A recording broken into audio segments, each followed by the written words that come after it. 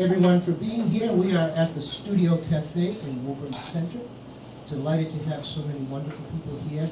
Our November Woburn Veterans Celebration continues this month. Tonight we have a wonderful panel of some of our favorite neighbors and friends, Woburn veterans Jesse Wetzel, Mr. Bob Davis, and Mr. Anthony Langone. Thanks so very much to our panelists. Hosting as our program host tonight is Samantha Stone. A couple of quick things to ask you before we get underway. Please remember to sign up for the mailing list so we can keep you informed of future events. And we're delighted to invite you to make a donation. We have QR codes around the room. We can take a donation by Venmo or PayPal, or we have some donation boxes for cash donations. This helps us to keep this meetup at the studio series going strong. And with that, I'm going to turn it over to Samantha. Thanks, Chris. Thanks, everyone. Those of you in the back, we're going to do our best to project, but you can always come forward. We don't bite, I promise. I'm really excited tonight. It's a real honor for me to be able to moderate our discussion tonight.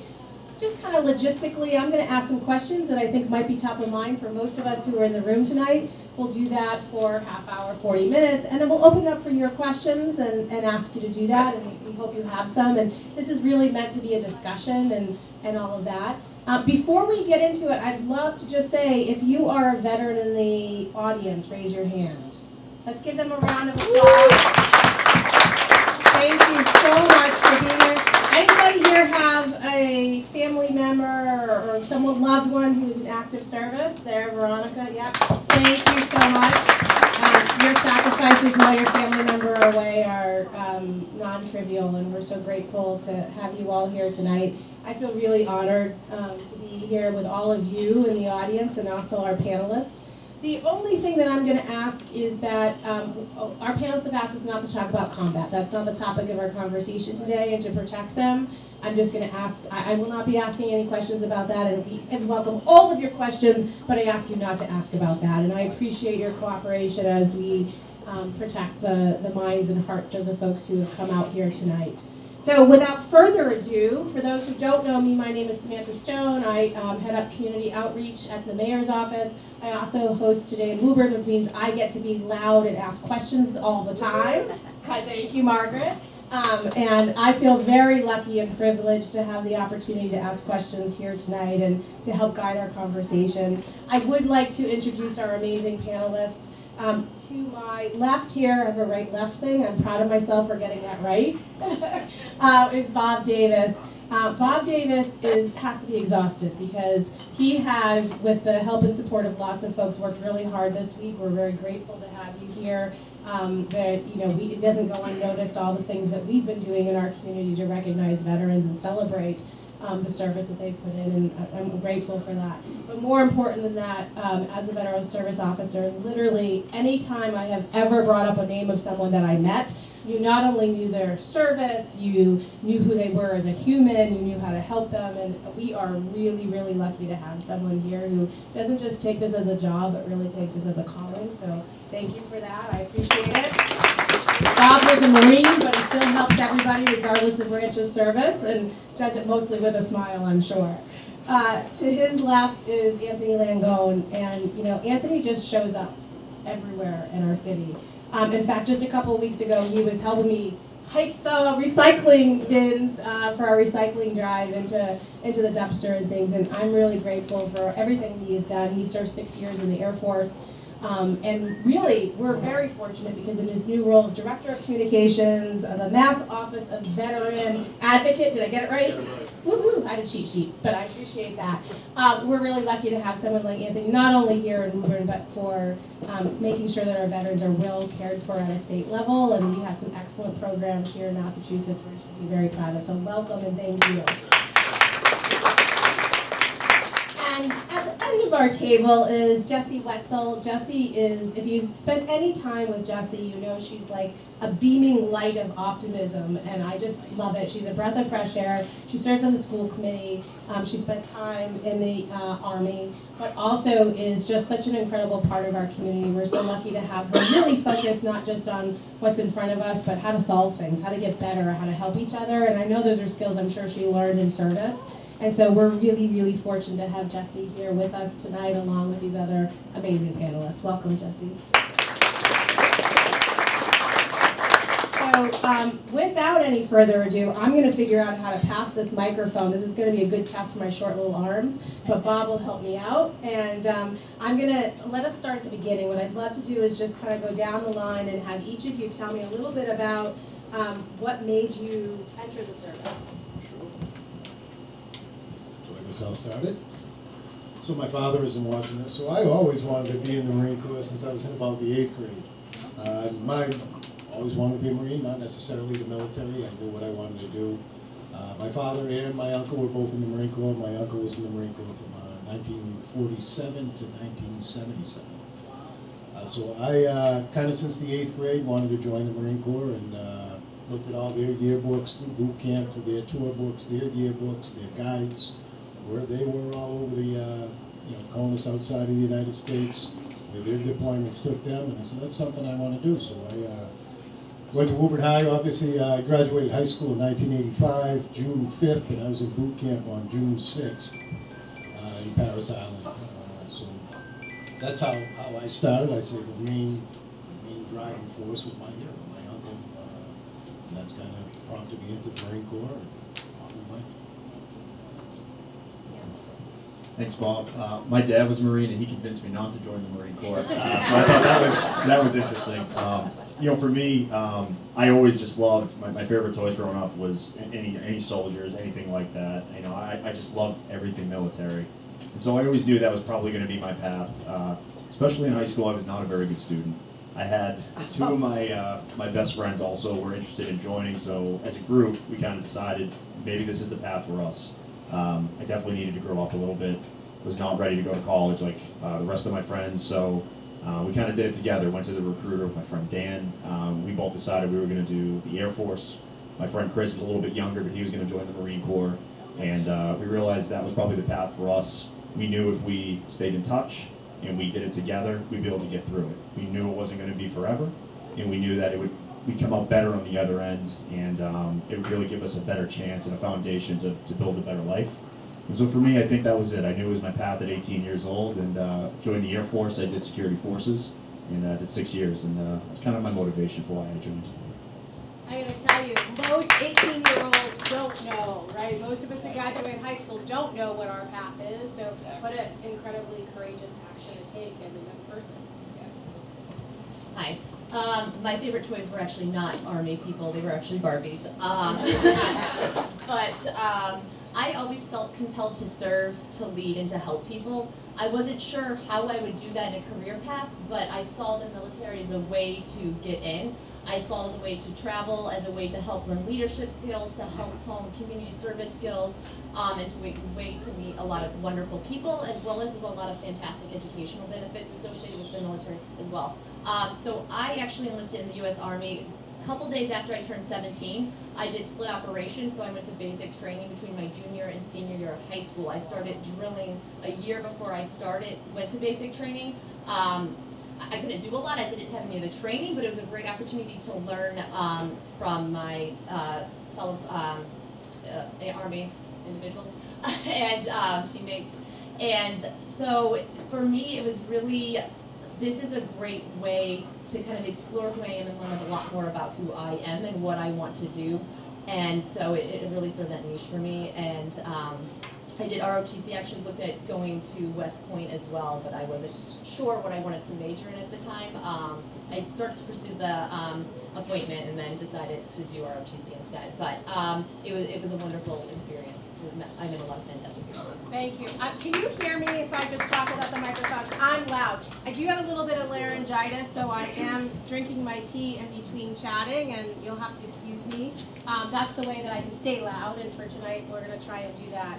You know, one of the things, I did not have the privilege of serving in the military, but I have many people in my life who have, friends, family, my husband, who have given in service. And one of the things I know for certain is that everybody's experience is very different, even if you serve in the same branch, or where you go, what your job is, all of those things vary tremendously from person to person.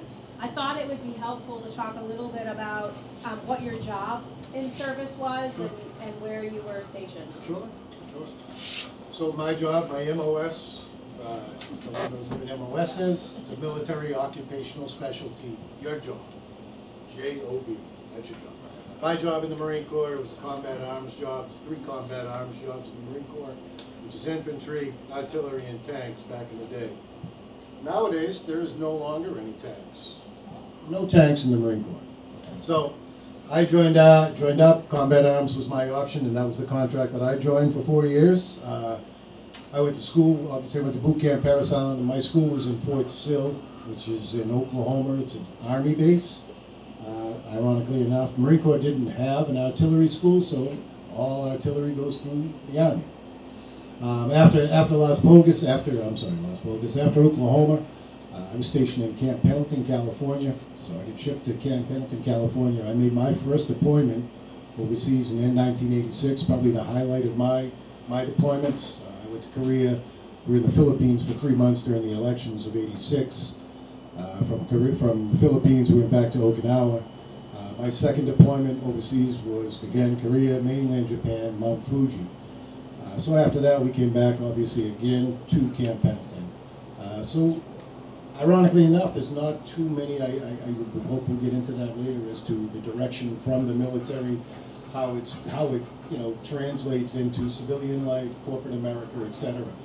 But I think, from my standpoint, artillery, there's not too many jobs when you're getting out of the Marine Corps that there's firing cannons or big artillery pieces around. So the main thing, the portion that I took out of the Marine Corps, coming out of the Marine Corps, was discipline, self-motivation, a chain of command. Like it or not, there's a chain of command in every corporation all over America. So getting a good look at how a chain of command operates, how that goes about your daily life. So my stuff from the Marine Corps wasn't necessarily a trade or a job coming out of the Marine Corps. It was more what transpired with me with leadership skills, kind of your kindness, teamwork. It all translates into the civilian world, and unfortunately there weren't any cannons in the civilian world. Thank you. We will talk about But transition, so it thank did go you. very well.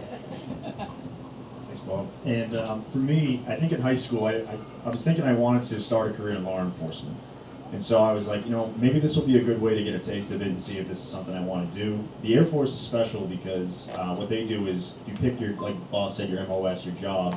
They enroll you in something called the Community College of the Air Force. And the point of that is so when members get out, you'll have an associate's degree in something that you want to do with your career on the civilian side. So I was like, you know what? I'll get in. I'll get a taste for the police world. I'll get an associate's degree in criminal justice and take it from there. So at 18, I went off. They shipped me off to Lackland Air Force Base in Texas, which is the home of the Air Force, and I'll never forget getting yelled at that night by the drill instructors, like everyone else probably has a memory of at some point in basic, and everything else was a blur for the next 8 weeks, if I'm being honest. And then my police academy was actually at Lackland Air Force Base as well, so I was there for a while. I was there for about 6 months, hadn't gone home, did the police training, which was great. And when I graduated from that, I was able to come home for a month. I linked up with my buddies. I saw my family. It was just fantastic. It felt like I was off and running at that point. I did find out I was going to Japan, though. I was very excited at 18, but I was very scared. I realized I was going to be 13 hours ahead. I was going to be on the other side of the world. My diet at that point, it was probably cheeseburgers and mozzarella sticks. I mean, it was like nothing.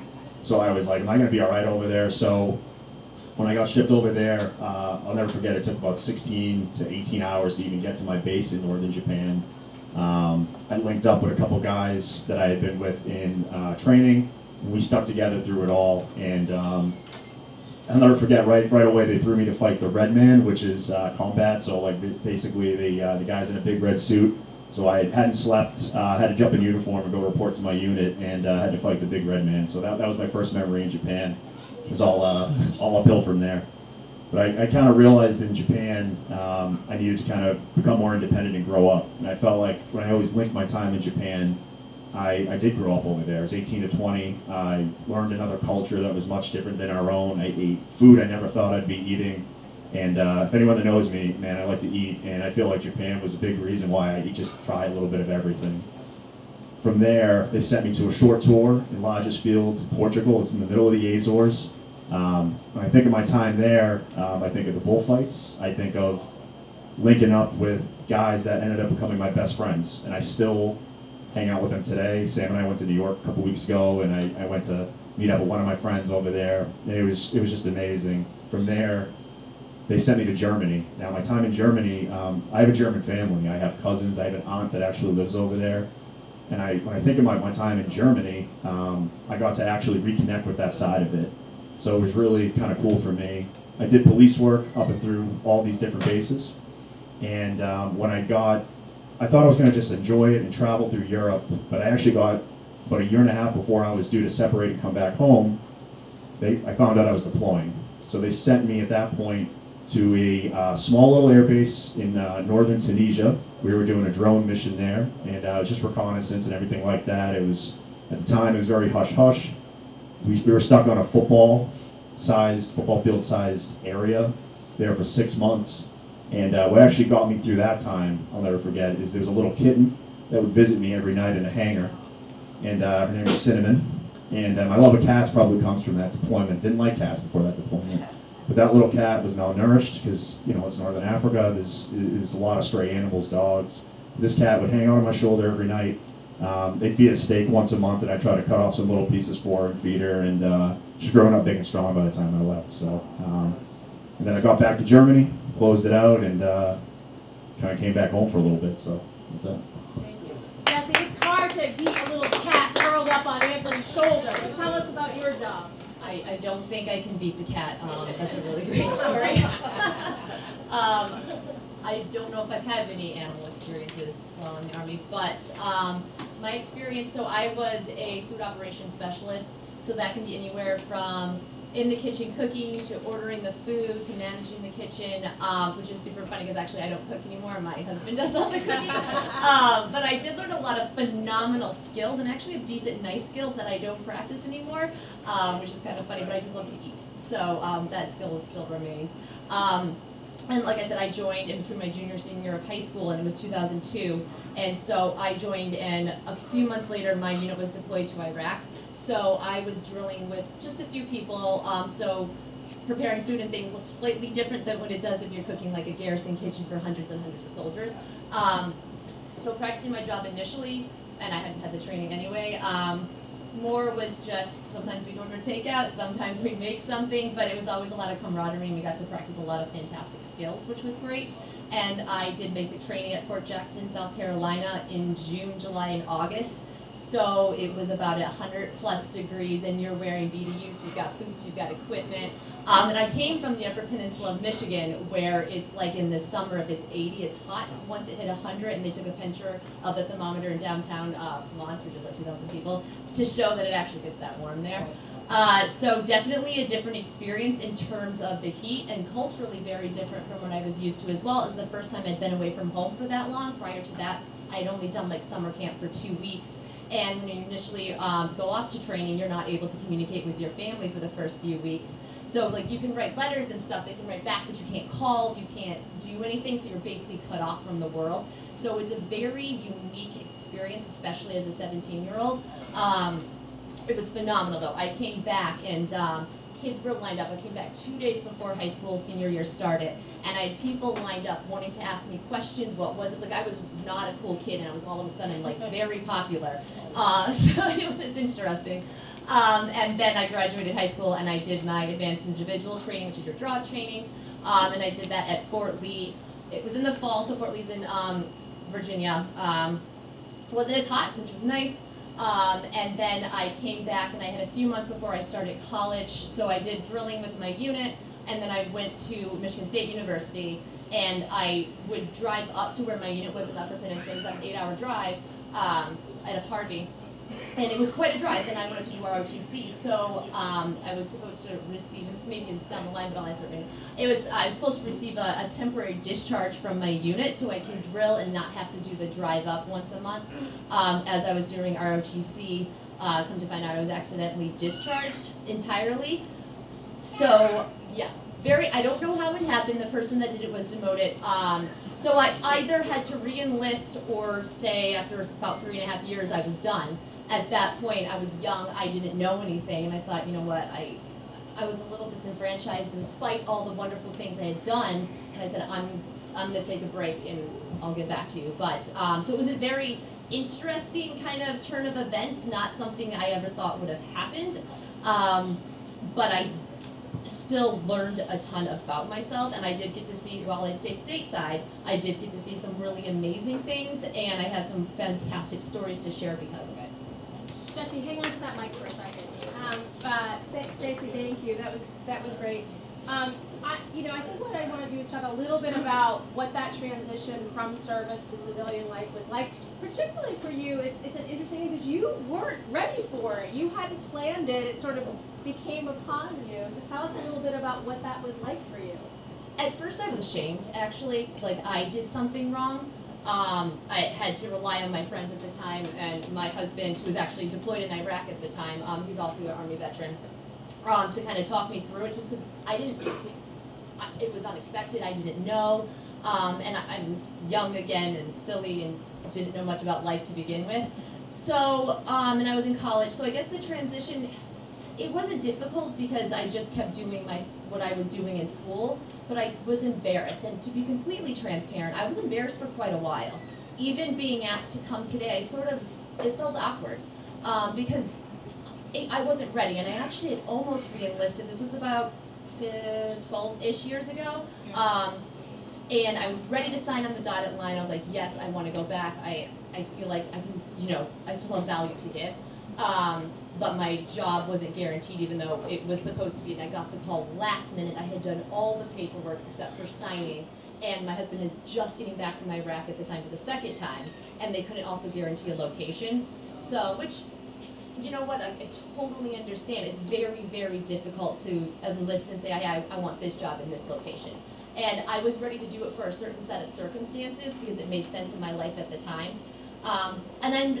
And I did it, and I don't regret that. And I'm happy to say I'm no longer embarrassed about my service because I know it served a point, and I know I have a wonderful story to tell, and nobody should be embarrassed about anything they've done. Let's just and I'm very proud of it. And it really, actually, I have a picture which I'll pass around later. I was digging through some stuff, and I found an old basic training picture. You take a big picture of your platoon before you start training. So I did bring that with me to share. Oh, Jesse, hold that up to the camera. Oh. You pass the microphone to Anthony, and then we'll get a little. See what we got here. It's bits, but it's Woo! there. that. We'll have them zoom in later. That's fantastic. That's awesome. I love it. We could play "Where's the Jesse" in the photo. Is it the little? Yeah, I'm in there. Anthony, how about for you? What was it like? 6 years is a long time. Yeah. So 6 years was a lot, and when I was deployed, I had a lot of time to think. There wasn't much to do. So I realized I was going to get out, and I was completing my associate's program, which I was very proud about. But I realized I got to keep going with the education, and I have to figure out what's going to be my next path here. So I decided, being overseas, it really opened my world, and so I thought I'd take a shot, and I found an American school in Heidelberg, Germany, and I went for international relations actually for a year. That's how I started. Got to tour the school while I was in Germany, which was great, and meet everybody. And so I went over there, and I think this is where it really helped me. I wasn't a very good public speaker at the time. I went to a lot of Model United Nations. I got to go to London for one and stuff like that. And that really was an amazing experience being a college student in Germany for a year. And it was weird. I came home from the summer in 2018, and I realized that I actually got a job offer from former state rep Jim Dwyer at the time. He was retiring. Great guy, one of my mentors. And he was like, hey, I'm gonna retire, why don't you jump in, get this job, you get some work experience. And I said, sure, I'll do remote classes for a little bit, I'll do that job. And it was interesting because it actually led to a greater opportunity working for incoming state rep Rich Haggerty. And then I realized, I was like, you know what, maybe this is my chance to come back home. And that job is a lot of constituent services. So for me, being away for 6 years, it really helped me connect with my community again. And I think I wanted to stay involved. I still had that drive from when I was serving, and I wanted to get back and continue that service. So I kind of just dove into everything Woburn. I wanted to learn everything here. I wanted to meet people, and I kind of jumped onto the local veterans groups with Charlie and Bob, and that was great. And I started getting involved in the local commissions, the Traffic Commission, in the Conservation Commission, and I loved that opportunity. I learned so much, and I kind of stayed in state government from there and just kind of rode that path. I got an opportunity to work with the state's Department of Veteran Services, and I kind of realized I think that was my calling. And I kind of did a lot of community outreach from there, and I realized state government was probably my path. I took a job over at OCPF for a little bit to learn some leadership experience as the chief of staff there. And now I'm just incredibly happy. I found an opportunity with the state's Office of the Veteran Advocate, running communications, building bridges, and really trying to advocate for our veteran community here in the Commonwealth. And it's been quite a journey. Along the way, I met my beautiful wife, Samantha. And back in 2019, she's a teacher here at the Reeves.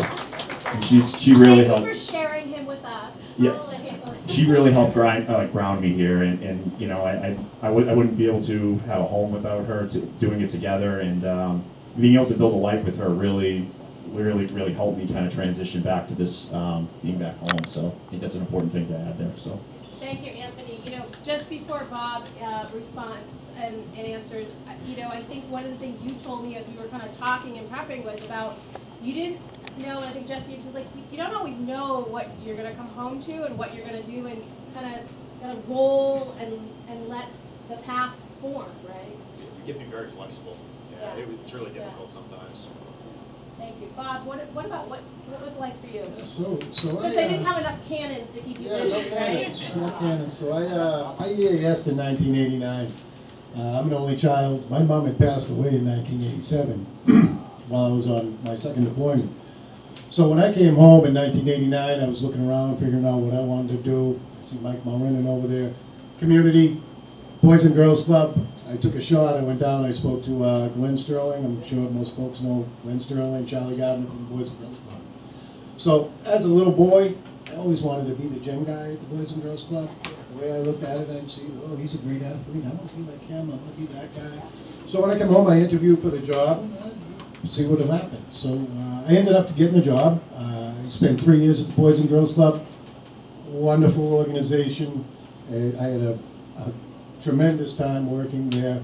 I have contacts. I have kids that'll come up to me. I'm sure everyone in this room saw a teacher when they were years out of high school, and they said, "Oh, they still look the same." Well, you really don't. Because I'll have kids come up to me that were 8, 9 years old. Now they're in their 30s, 40s, you know, with gray hair. You look the exact same. Oh, I don't. But so from there, ironically enough, a girl I graduated high school with had a couple of her children were in a couple of our programs, Corrine Sullivan. And Corrine worked at a company called Media One. So in 1997, I said, well, take a shot at Media One. What is Media One? It's a cable company, right? I joined in with Media One in 1997, and I ended up staying there for 22 years. I did 23 years. I left in 2019, and I thought I'd take a shot at retirement. It was a little early, but after paying some Cobra insurance for a couple of years, I decided, well, I better start looking for another job. And doing something that I wanted to do, working with the public was phenomenal at the Boys and Girls Club.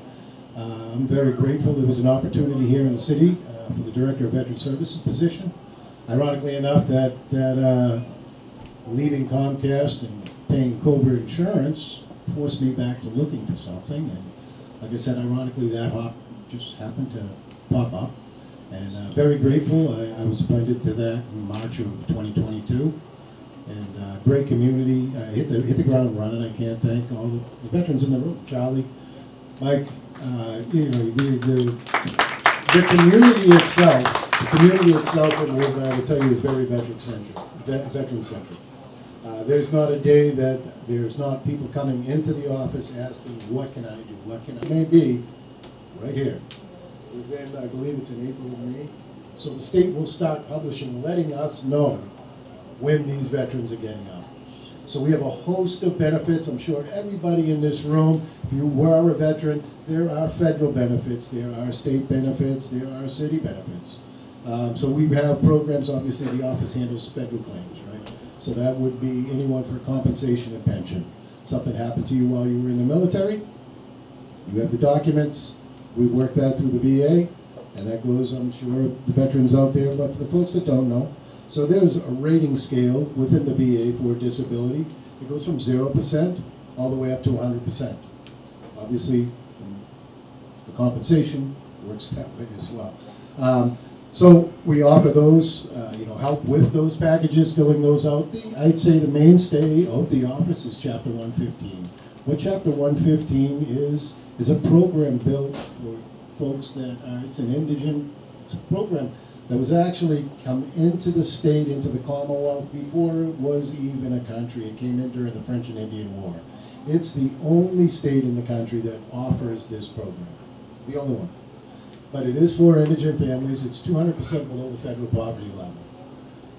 And we can pay anywhere from $1 up to about $1,700 per family. We reimburse all the medical. But we also just had a new law signed in, the HERO Act. I'm sure some of the veterans heard about the HERO Act. HERO Act was just signed into place. It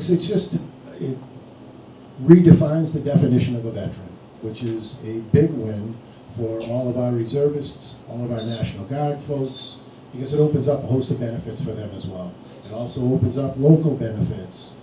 For example, the excise tax on 100% veteran, that excise tax is now wiped out. So before, prior to the HERO Act, that veteran would have to go to the RMV, be approved for a disabled plate, a license plate, not being able to walk up to 200 feet. So Governor Healy, that was signed in August, there's local options in it, tax abatements, there's just a host. I would implore anyone. I think a big misnomer is around it's strictly the veterans, right? It's not strictly the veterans. This is spouses, these are dependents, these are widows of veterans. We can help all of those folks. And I think that's probably some of the stuff. Thank you, Bob. And, it is class-worthy.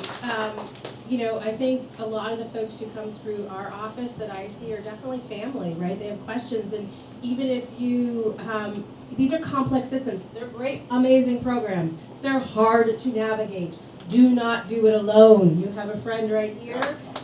Please use Bob and his office, and the work that they do is incredible. It can really help take the confusion out of things. I know a lot of people who struggling with health care or other benefits, and they don't even realize, or spouses of widowed veterans, and they don't know what's available. So we appreciate that for putting this like. Yeah, I'd be remiss to mention this. It's tangible. You can see the help that you're, helping folks walking out the door, smiling. I mean, there's days in the office, and Donna can attest to this, it's pretty sad.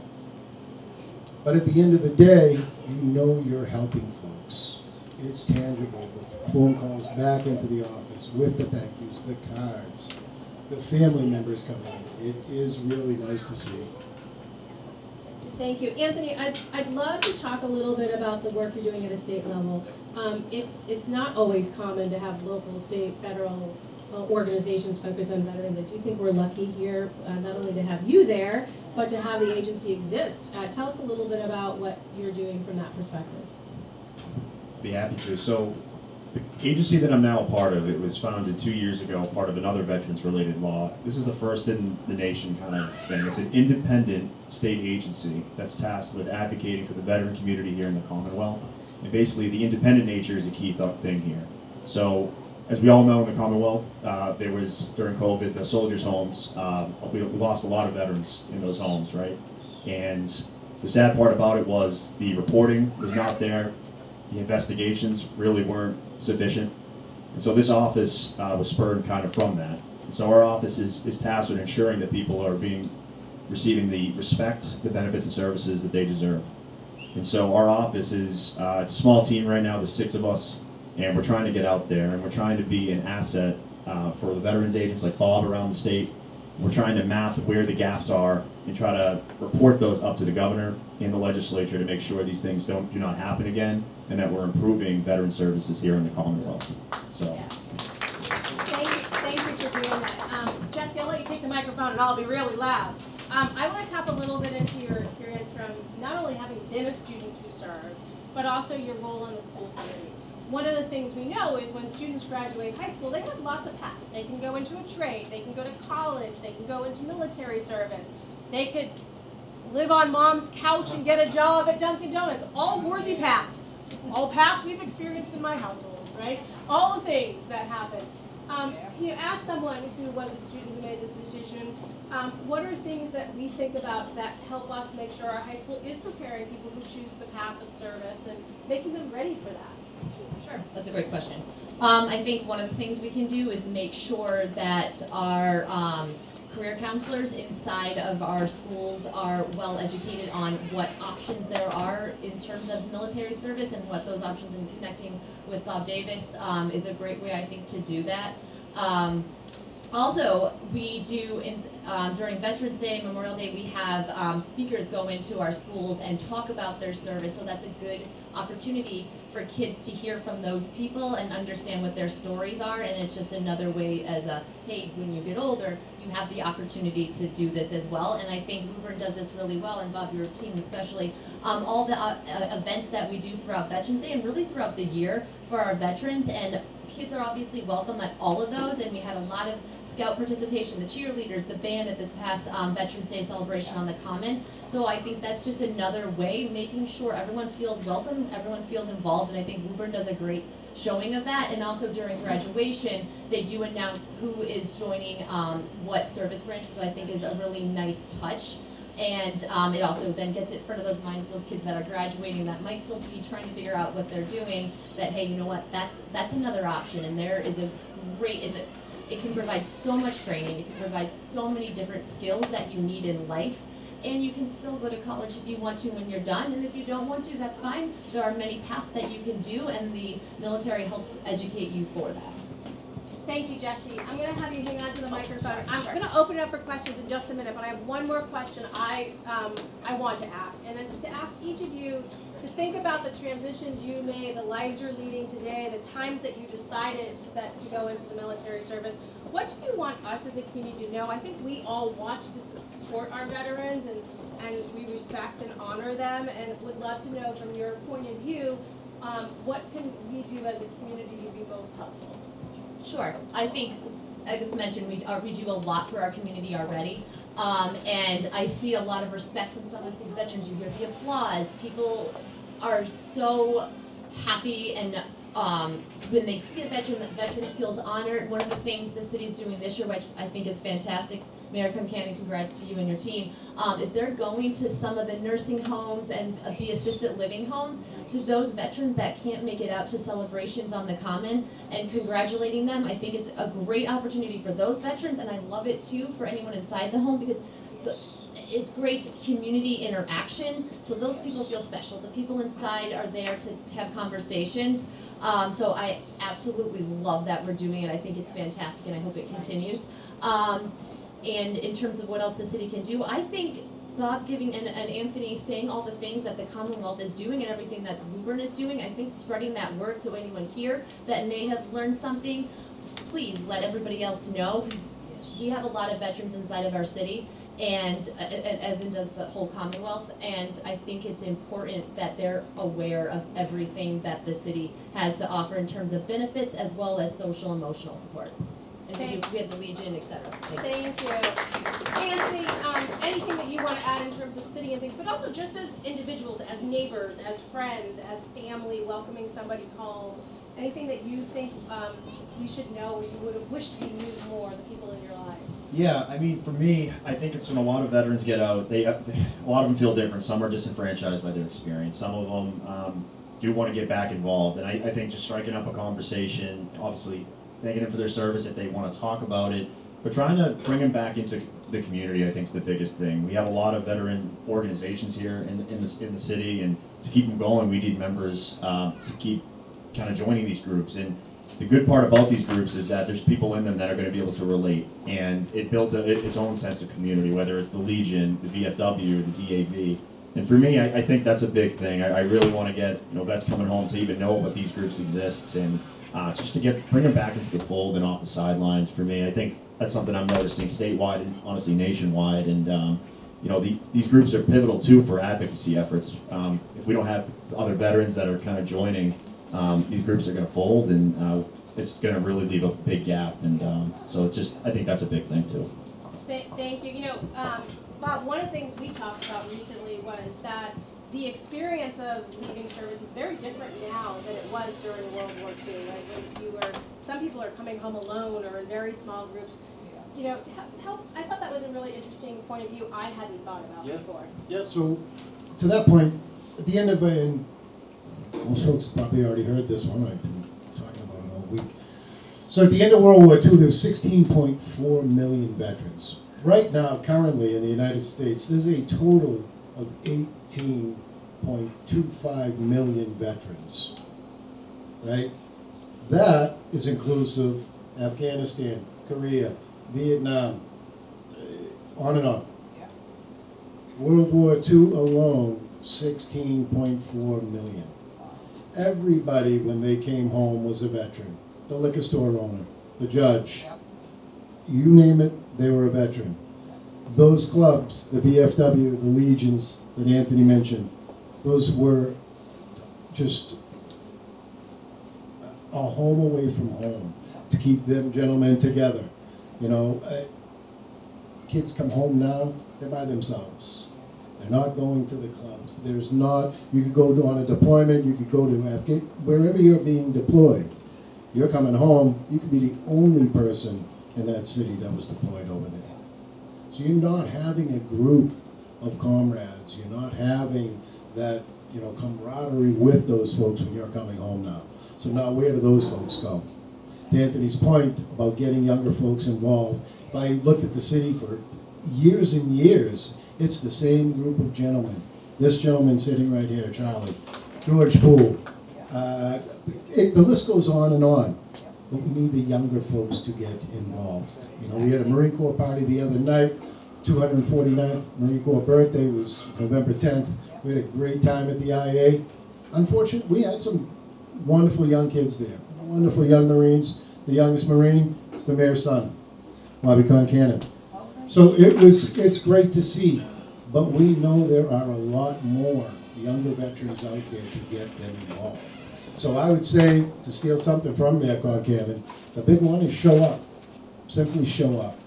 There's events, there's enough publication, there's enough information out there for folks who want to get involved with veteran events, help out veteran advocacy. There is a ton of stuff out there. Show up. That's it. Thank you. You're all showing up here, so give yourselves a round of applause. Thank you. Thank you for that. What I'd like to do now is open up for questions. Now, we're kind of scattered around the room, which is awesome. What I'm going to ask you to do is be as loud as you could. I will repeat your question if necessary, so not only the folks here can see it, but on the recording later can see it as well. Who has a question for any of our panelists? Margaret. I know I don't have to tell you to be loud, I'm Margaret. going to stand up and be loud. This is a comment. My dad, Bill Rich, was an Air Force retired Master Sergeant, and recently Bob made sure his wreath was hung up with Mayor Concannon and Charlie Culhane.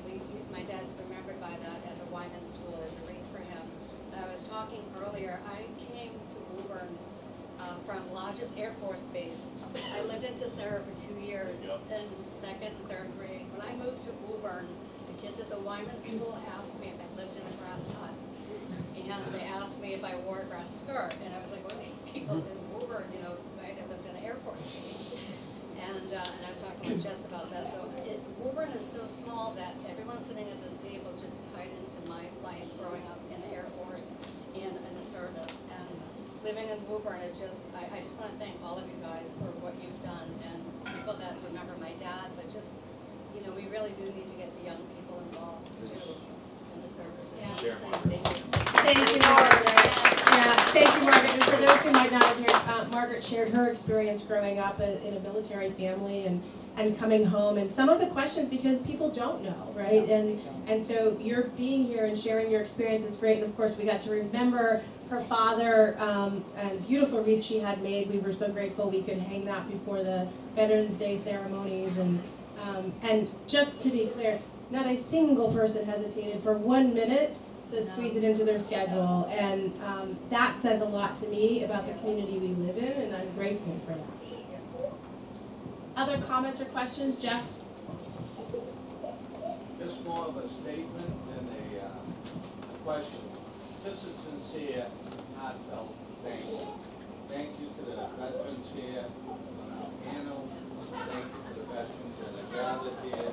Thank you to our veterans in our city, our country, and throughout the world. It's often said we have a debt we can never repay them. If you really think about it, it's true. We have this assembly here. If it wasn't for our veterans, we may not be able to do that. So again, just a real sincere thank you from my family and everyone. It's great what you all did and continue to do. And personally, I know each and every one of them up there, and they make me a better person. Thank you.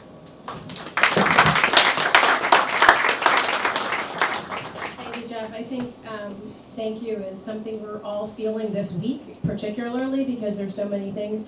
But we hope to feel it every day, every week, every month. People's needs don't happen just on Veterans Week. This is a week we get to celebrate it, and we get to honor our veterans. But we also are very fortunate to have resources and people in community all year long that are here for each other and don't hesitate. You know, one of the things when I was growing up, my grandfather had fought in World War II, and I knew that he had been in a couple of plane crashes. I knew he had some pretty intense experiences. He literally never talked about it. The only thing he would say is he couldn't hear me because he was sleeping on his good ear. And he did that on purpose. I think I talked then too a lot, I guess. My mother could attest to that. But I was sad that I never got a chance to really understand my grandfather's service, but I respected his need for privacy in that moment. And I think all of us try and respect each other's needs, but I also didn't ask questions at the right moments. I didn't show enough interest. And I hope that all of us have an opportunity to talk to the veterans in our community, our neighbors, our friends, our family, and listen when it's time to listen, and ask when it's time to ask, and hopefully learn from each other about what people need and what they're proud of, and maybe what they struggle with a little bit. Comments or questions? Yes, sir. Are there any civilian organizations, volunteer organizations that have helped either you or your colleagues acclimate back to civilian life? That's a really good question. So, what can we as civilians who have not been in military service do? Are there organizations, Friends of Veterans, or other groups that we can support those who might be transitioning back to civilian service? Sure, like a civilian 501c3 or? Well, you've asked for veterans to join in. Sure. Civilians who want to join and help out, are there any organizations to install wheelchair ramps or, you know, help people reacclimate to civilian life? Yes, there is. So like the Masonic Lodge, does a wonderful program down at Cummings for veterans, for anyone in our community that would need medical equipment, anywhere from a Hoyer lift all the way down to a cane. I would say Kinley, I believe, is going away. There is. Yeah, well, I know there are organizations that we can support. The Friends of the Veterans. There's some animal training programs that pair trained animals with veterans. Yeah, so the Legion runs a few programs as well. The Legion Riders, 101 Riders. They run a wonderful service dog project over there. There is, I could get you a bunch more of them if you give my office a call. Actually, could Chris DiMatteo, I don't see it, oh, there you are. Can you send out the list to, mailing list? Sure. Thank you for asking Yeah, a the question. USO too. Anthony just, Yeah, they have a New USO. England, they have a New England chapter, and they do so much for veterans and service members. Whether it's preparing meals or just showing up. Reeds Across America is also another one that I think about. It's big in New England. Can you? Reeds Across America as well. Reeds Across America is an organization that over the holidays I actually took a trip with two of my kiddos when they were 10, 11, 12-ish years old to Arlington Cemetery to lay wreaths. Honestly, I got way more out of it than we served. It's a really trishy, but I felt very special being able for my children to feel the honor. And I know we have lots of things over Memorial Day. There are wreath and flag ceremonies. I feel very fortunate to have volunteered. I'm not a member of the service, but I volunteered through Bob and other groups that organize those to help do that. So thank you for asking the question. We'll get more organized answer out to people about all the ways that we can contribute even if we have not been in service. Thank you. Good question. Samantha, if I may, questions about resources, services, both outside of the Veterans Administration and of course inside, should be directed where? We should have folks call Bob, to leave Yeah, their I mean, office, you know, community outreach. If you are a veteran and you're looking for services, certainly Bob, or you're a family member of a veteran, Bob is amazing and knows it all. If you are unsure, or you are just someone who wants to help support veterans and things, you can certainly call Bob, you can certainly check in with me, and we'll help get you hooked up with the right folks. That's what we do, that's what we're here for. Anthony is a great advocate. We hope that you feel comfortable reaching out, attend events, come say hello. We try and publicize things that we're doing. It's events on our website if you should subscribe, our city Facebook page, but just call us, stop by, say hello. We love seeing people, and we love people raise their hand and saying, I'm interested. So thank you for asking that question. We've got a few more minutes. Other comments or questions? Hey, Mike. What are we doing tonight? Great to see everybody here tonight. Jesse, you talked about a little bit. I know Bob got credit for arranging all the speakers at the schools. Obviously, I think the youngest people we have back here are Wessel from Jesse's family back here, and some other youngsters here as well. But I do know for a fact my grandson Oliver at the Alta Vista and his classmates all presented me with a card after the fact. He came home after I spoke at the Alta Vista and the Shamrock School. So the children are learning from us veterans when we go to the schools and talk about being a veteran, what it means. And again, as we heard Veterans Day ceremonies around town, all they want to hear is a thank you. Thank you for your service, thank you for your sacrifice, and all these kids have to write is thank you. Bob, you talk about it all the time as well. A thank you card. I'm a little kindergartner from the Alta Vista. A thank you note from a 5th grader at the Shamrock. Just saying thank you. What did I do? I came to their school, I spoke about being a veteran, a Marine Corps veteran, and our children were great. They talk about being veterans in their program, they sing their patriotic song, they wear their red, white, and blue. Think back, you all did it, we've all done it, we were kids. Now they're still doing it, and they're still recognizing the veterans. And I want to thank anybody who was involved in that program, Bob, yourself, Don in your office, and Mayor Concan's office as well, to make that continuing here in the city of Woburn, making a proud moment for veterans. And again, there's plenty of ways to get involved, not just going to school, through Bob's office to get yourself involved in the veterans agencies here in the community.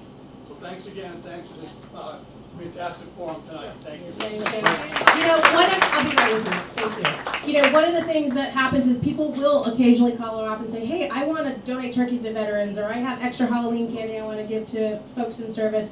And I'll go, great, I'll call you right back. And then I call Bob, and I say, Bob, how do we do that? And he always says yes. He always helps us find a way to help. So don't hesitate to share ideas. There are plenty of people who welcome the support, and Bob will help us find a way to do that. Now, you had a question or comment? So, this gentleman brought a thought to my brain.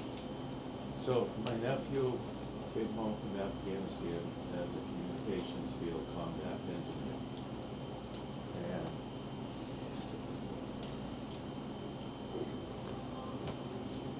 he had a difficult time adjusting.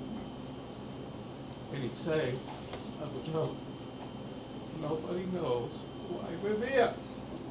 Do you think that as a society and in our public schools now, in American history and so forth, do you think that we're telling the story why veterans deployed to Iraq, to Afghanistan, and other parts of the world?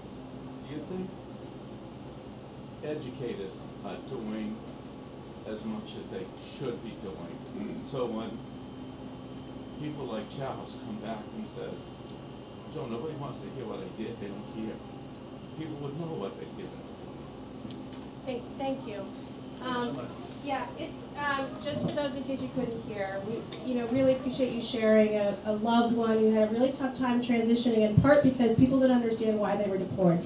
World War II, World War I, big, global, everybody, heard the story over and over and over again. For some of our more contemporary deployments, we don't always have the same level of rallying behind it. So the question was, are we doing enough to educate students, but maybe everyone, on why we're in the places we are and what might we be able to do more to help young people understand that. So they're surrounded by love and appreciation when they come home, and it can be really tough.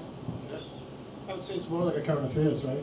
So if it's, those folks are, I think, if I'm hearing the question correctly, we go back and we're talking about teaching history, right?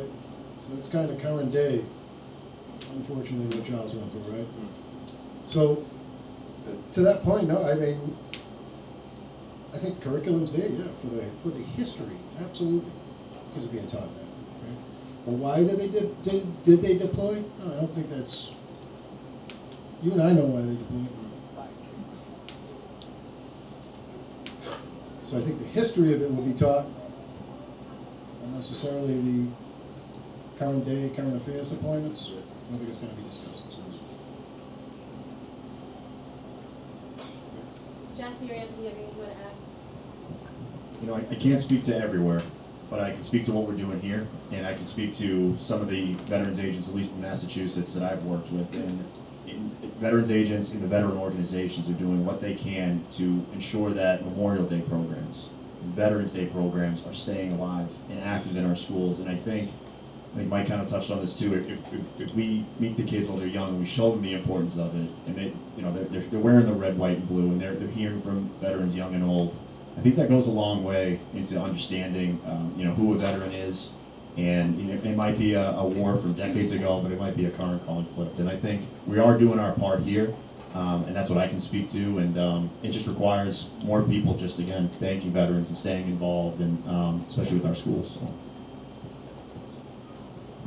Just to echo what Anthony said, we, and Mike mentioned it too, all the things that we're doing inside of our schools, starting at really preschool, all the way through high school. And I can say my kids both came home with thank you veteran hats. My middle daughter, not prompted, actually made my youngest daughter do a craft thanking veterans, and she put my husband and I's name, Mom, Dad, really, on it. So I do think starting at a young age really, really helps, and just having open and honest conversations, things like this, where people can come and learn about what a veteran is, different gender, different ethnicity, we come from all walks of life, and I think just helping people understand that. And I know in terms of the curriculum, we absolutely teach history, current events. And is there a social emotional piece that we can bring into our teaching? I don't think you're off. I think you're right. I think there is a piece. How that works, I can't say right now. But I think keeping it alive and making sure that we're hitting all of our students, and then students and beyond, and just keeping the spirit of the veteran in the United States of America alive inside of the hearts of our kids is super important. And I'd love to talk further about it with you as well. Thank you. Just lastly too, I think events like this, having a conversation, having these veteran town halls, I think this can go a long way. And if we decide to do this again, I mean, getting the word out to maybe people that are thinking of joining, or maybe people that don't really know what a veteran is or know those stories, I think these forums are a great opportunity to do that. And it starts local, everything's local, and then you kind of build from there. And if we can maybe build something good here, maybe it grows to other communities around the state. and it becomes a model, and I think that's a good way to do it as well, so. Thank you. Question you had on volunteers, civilian volunteers. The Bedford VA Hospital has a number of civilian volunteers. That's excellent, thank you. So the Veterans VA Hospital has a lot of volunteers, some of which may be veterans themselves, but some of which are civilians. So that's another, thank you, that's an excellent example. The reality is, there's lots of ways for us to get involved, but we don't always know about them. So asking the question and seeking it out and speaking to the really smart people here who have, who know and connect to the people in our community is a great way to get involved. John? I'll use my Army voice. But, like a couple of these things tonight, this is more of a comment than necessarily a question. But I don't know how many of you know this, but those who served, actually many of them continue to serve. Not just in the U.S. military. 1/3 of the federal government employees were veterans. A disproportionate number of the people that are in public offices, including a number of the people here that work in the city, that work as their elected representatives that are on the panel tonight, all work still representing the people and still serving their communities at a much higher rate than a lot of other people. And so I kind of say 2 points to that. First is the people that are serving are still serving. It's not thank you for the service that you have done. It's a thank you for the service that you continue to do in many of the communities throughout Massachusetts. The other point is that in some ways there's volunteering, there's taking care of children like you. Hi. I love that John's little girls are giggling at your Army voice. This is Dad is not happy with you. Stop coloring on the furniture. But the other point is that when you're looking to volunteer and serve and do other things for veterans, the populations that you may want to volunteer with, a lot of them may already be veterans. A disproportionate number of veterans are disabled. A disproportionate number of veterans need help with mental health services, not just through the VA. So most likely they're already in places and they're already helping out alongside you in serving. Thank you, that's an excellent question. I would also just add, because I think, John, you really make us think, that hire veterans, right? There's lots of opportunities. A lot of people who are veterans have incredible skill, have incredible flexibility, but they might not have done the job that you're hiring for.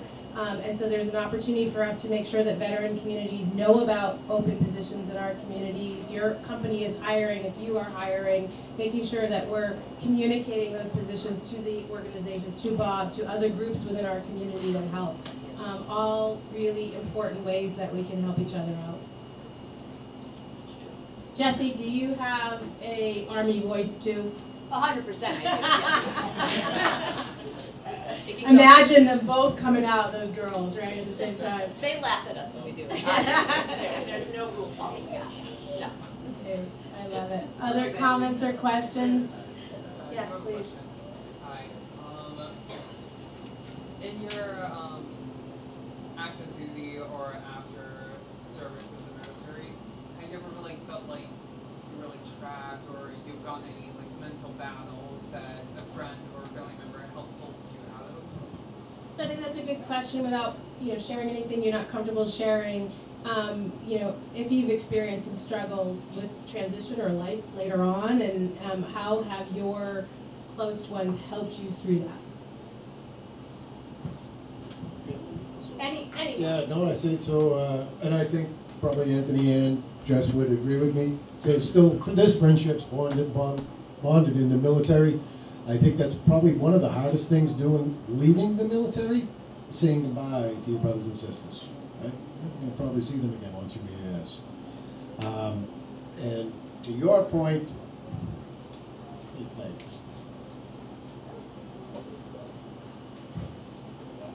repeat that again, please. Of course. Like during your active service Yep. or after, Yep. have you ever like felt like you were like trapped? Gotcha. Yeah, friends, right? Folks that you served with, you're feeling down, you call a friend. Right now, if you had a question of something you were gonna do that you were a little upset about, other than your parents, who would you reach out to? Your friends, right? So I'd say most veterans would deal with their friends. folks that they served with, if they were going through problems, peers, and hopefully they would reach out. So I'd like to speak to you some as well.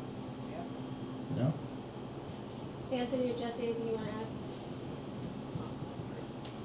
So yeah, for while I was serving, it really was like leaning into the people I was serving with. I did, I'd even write letters home, and my family would send me care packages and things like that. Japan in particular, 18 to 20 years old, I felt really isolated, didn't really know who I was yet, really trying to figure it out. Was completely separated from my support network, but my family kept me tethered and got me through it. And I guess when I got out, I leaned into my friends back home. Chris and Dan, I joined up with them. We all separated together and started our life together. We got connected to local programs. The Welcome Home bonus at the state office got us on our feet.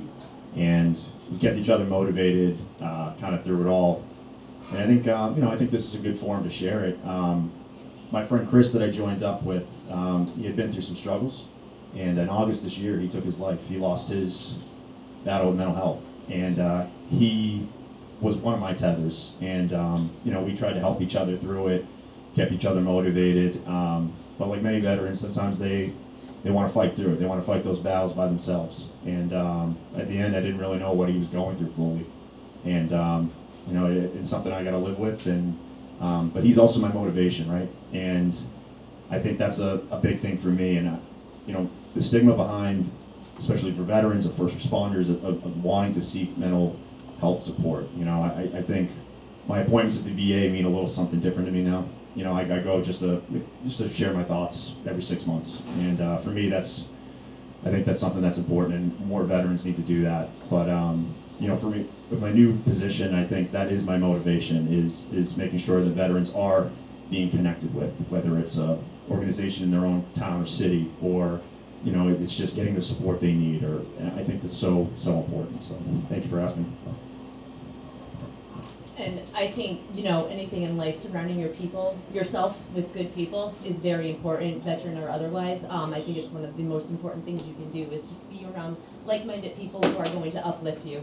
And I can speak as a support person for someone that came back from Iraq in a sort of traumatic way. It was my husband, actually.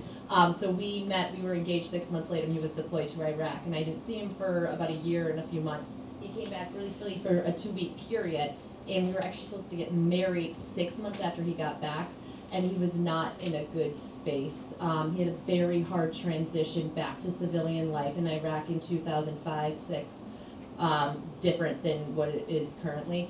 So it was difficult, and we actually called off our engagement, not for very long, very briefly. We're both stubborn. We decided, no, we need to do this.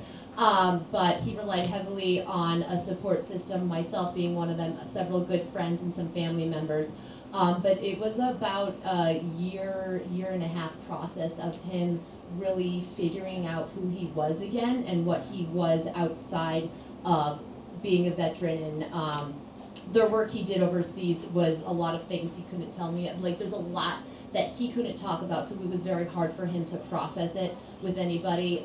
He did end up seeking someone outside to speak with, which I think is very helpful. I think in general, I'm a big advocate for mental health and speaking with a therapist. I do it myself, and so I do think that, and I mean, and sometimes even with speaking with someone, you can't always come back from it. It can be very, very difficult. I'm very fortunate and lucky that he was someone that was able to. But it took a while. Even driving was difficult for him for a bit. So the struggle can be very real for people. And I think it's important that we are there to help. And if we're not able to help, find somebody that can help. Sorry, one more question. Was there any mental health organizations or groups that you reach out to help your loved ones or yourselves?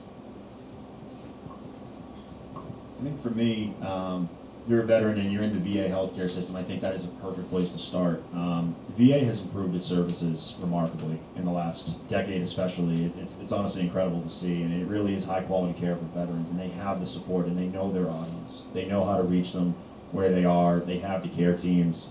I'd say that, but there's also the state offers some great resources, and it starts local. People that are in this community can help connect you with the right resources. That's something just off the top of my head.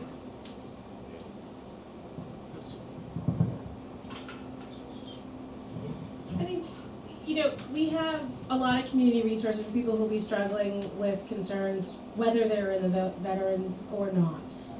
And, you know, mental health is, especially for military stuff, is much better understood today than it was 10 years ago or 20 years ago to 4 years. We have a long way to go. It's not perfect, but there is help, there are resources, and we have a number of organizations, both locally and through the state, that are really there for our community, and we can connect people to them.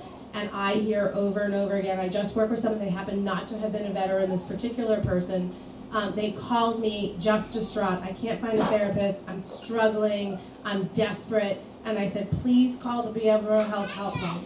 They called me back a day and a half later and said, you are garbage. They were useless. I said, hang in there. Trust me, just hang in there a little bit longer, 2 more days. 3 more days later, they go, oh my goodness, they are amazing. They never dropped me. They kept calling back every 2 days like they promised. I now have an appointment for help. And I have been struggling for 10 months not having someone. Every story isn't happy, every story isn't perfect, but I do believe that there are resources that we can help bring to people, and we want to help and we want to connect folks. We can help people, there are agencies that can help people who find who have specific military experience or PTSD or any other thing. Sometimes you have a medical or a physical injury that's fundamentally changed your life, and it may not so much be about the military service and where you were deployed, but how your life has changed because I can't walk the same anymore, or I have a serious brain injury and I can't think the same anymore. And it's not easy, but we can be there, and we welcome the opportunity to connect people to resources. Bob's office, Anthony's office, my office, and we want to help. And I do hear repeatedly, wow, that wasn't necessarily easy, but we got there. So please don't be shy.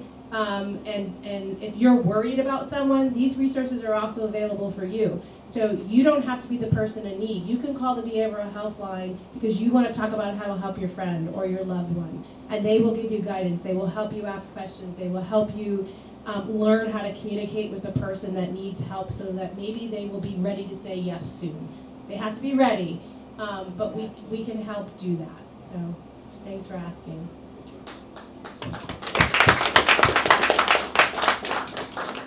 I know we are just about out of time. This has been an incredible conversation. Let me take one more question from the audience, and then I'm going to have one sort of parting, give you guys a chance to have some parting words. Anyone else have a comment or question in the audience? First, thank you. I want to say thank you for being here tonight. Each of you, just anything you want to leave with us tonight. You know, I just appreciate all you being here, taking time out of your night, taking time away from your families to be here tonight, to hear us speak, to listen to the rest of your peers from the community, their questions. So I appreciate you all being here tonight. Thank you. Appreciate you, Chris. Thank you. Samantha, Anthony, Jess, great job.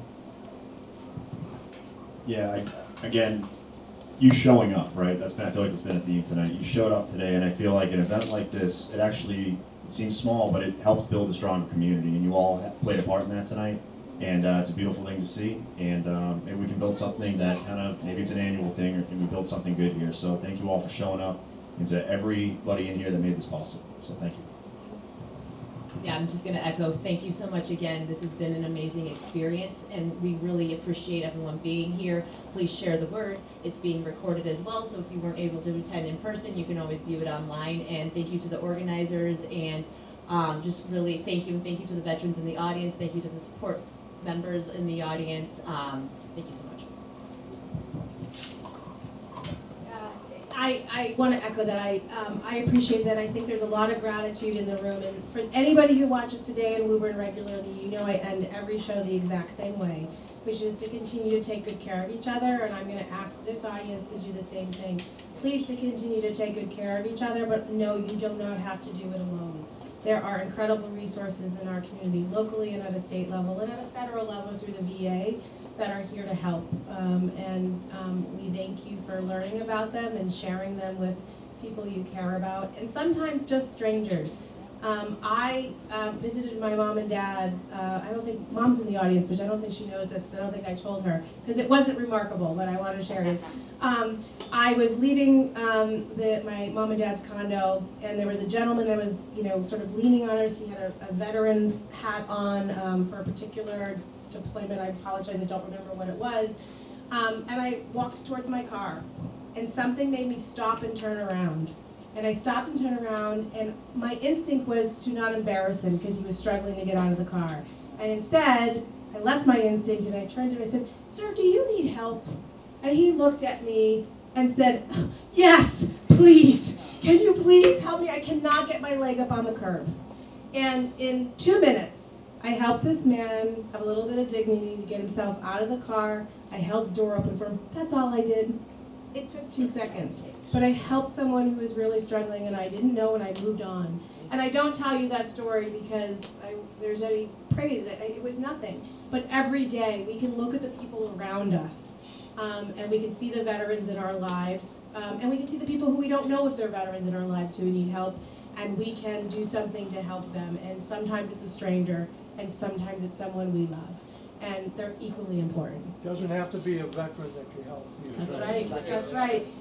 All of us. And John made a really good point. A lot of times we're helping veterans and we don't know it because they are in all of our lives. And there's millions of people there. We work with them, we socialize with them, we go to worship with them, we eat at their restaurants, we attend their programs and their service. And whether we know or not, we have an opportunity to be helpful. And so thank you for being here. Continue to take good care of each other. I'm so proud of everyone who's in here and so proud of the people who are on this panel and who are with us tonight. Thank you very much. Do you want any parting words? Just a few quick thank yous. We want to thank Christopher and Danielle Titus for being such wonderful hosts here.